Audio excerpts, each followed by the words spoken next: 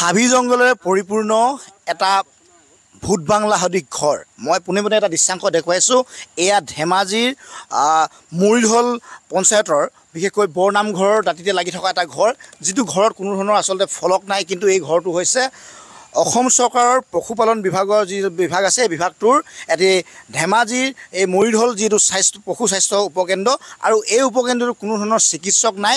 1965-66 চনত প্ৰতিষ্ঠা হোৱা এই কেন্দ্ৰটোত কোনো ধৰণৰ চিকিৎসক অহা যোৱা নকৰে, যাৰ পৰিৱৰ্তে এতিয়া হাবি জংঘলেৰে পৰিপূৰ্ণ এই স্বাস্থ্য উপকেন্দ্ৰলৈ কোনো ধৰণৰ আচলতে এই স্থানীয় লোক নাহে। কাৰণ ইয়াত তেওঁলোকে পশু চিকিৎসাৰ বাবে বিভিন্ন যাৱতীয় যিখিনি সা সুবিধা পাব লাগে তেওঁলোকে ধেমাজিলৈ যাব লগা হয়। যিহেতু অসম চৰকাৰে এই বিভাগটোৱে যিটো এটা ব্যায়াম বিভাগ, এই ব্যায়াম বিভাগটোৱে কিন্তু এটা স্বাস্থ্য উপকেন্দ্ৰ বহুৱাই দিলে, কিন্তু স্থানীয় ৰাইজে ইয়াৰ পৰা কোনো ধৰণৰ উপকৃত হোৱা নাই। যাৰ পৰিপ্ৰেক্ষিতত এই স্বাস্থ্য উপকেন্দ্ৰৰ বাবে এগৰাকী পশু চিকিৎসক আছে বা তেওঁলোকৰ কৰ্মচাৰী আছে, কিন্তু তেওঁলোকে কিন্তু ইয়াত তেওঁলোকৰ গৰু ছাগলী বা অন্যান্য তেওঁলোকৰ পশুধনৰ যদি বেমাৰ আজাৰ হয় তেওঁলোকে ধেমাজিলৈ যাব লগা এটা অৱস্থা, আৰু ধেমাজিলৈ নগ'লে তেওঁলোকৰ তাৰ বিকল্প নাই।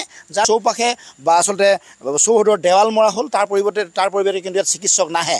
আমাৰ সৈতে একাংশ স্থানীয় ব্যক্তি আছে, আমি তেখেতলোকৰ পৰা কিছু জানিবলৈ চেষ্টা কৰিম। যে বৰ্তমান এই প্ৰতিষ্ঠানটো 1964-65 চনত বা 67 চনত সিমান চনতে এই প্ৰতিষ্ঠানটো আৰম্ভ হৈছিল।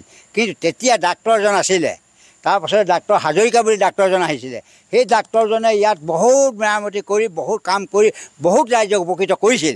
তাৰপিছত সেই ডাক্তৰজন পৰলোকপ্ৰাপ্তি হোৱাৰ পাছত ইয়াত আৰু চৰকাৰে আজিলৈকে ডাক্তৰ দিয়া হোৱা নাই।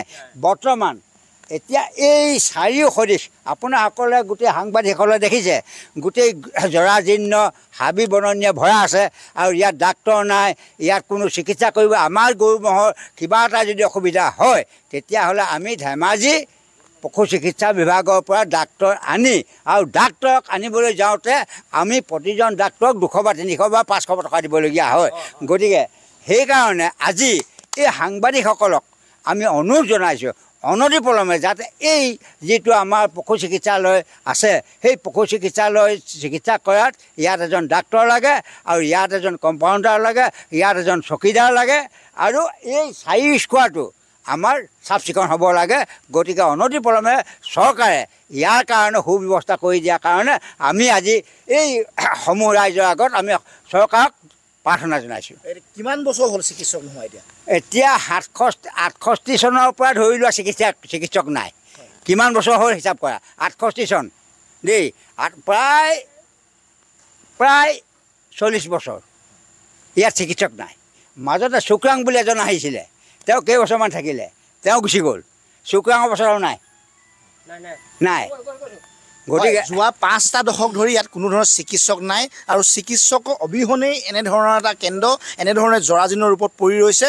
কিন্তু তাৰ পৰিৱৰ্তে ইয়াৰ স্থানীয় লোকসকলে কিন্তু নিজৰ পশুধনৰ আচলতে চিকিৎসা কৰাবলগীয়া হ'লে ধেমাজিৰ পৰা তেওঁলোকে চিকিৎসক মাতিবলগীয়া হয়। বৰ্তমান ভিতৰত এনেধৰণে এতিয়া জৰাজীৰ্ণ ৰূপত এই কেন্দ্ৰটো আছে। কি প্ৰত্যক্ষ কৰিছে ইয়াত বৰ্তমান?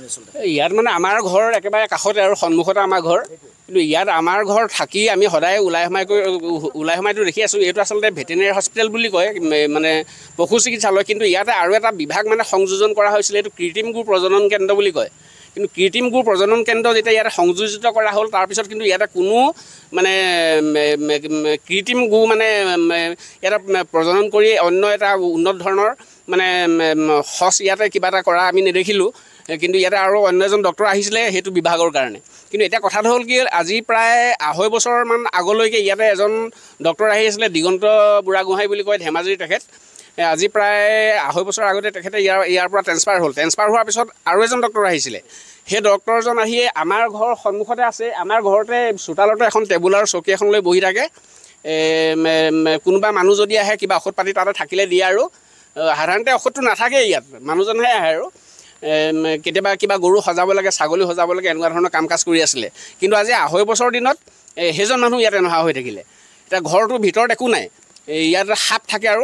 আৰু এতিয়া মানুহে, ওচৰ চুবুৰীয়া মানুহে গৰু ম'হ ইয়াততো বাদ দিয়ক, এতিয়া গৰু ম'হ কিবা ডক্তৰে কিবা ট্ৰিটমেণ্ট কৰিব, অসুখ হ'লে ভাল কৰিব, এনেকুৱা কথা নাহে। এতিয়া ইয়াত মানুহে গৰু ম'হ বিক্ৰী কৰিছে ভয়ত, কাৰণ বেমাৰ হয়েই। গতিকে গৰু ম'হ পুহিব পৰা পৰিৱেশ ইয়াত নাই। এতিয়া অলপ দিনৰ আগতে, প্ৰায় এবছৰ আগতে ইয়াতে বাউণ্ডেৰী ৱাল এটা বনোৱা দেখিলোঁ। বাউণ্ডেৰী ৱালটো এতিয়া ভাগি ছিগি অৱস্থা নাইকিয়া হৈছেগৈ প্ৰায়।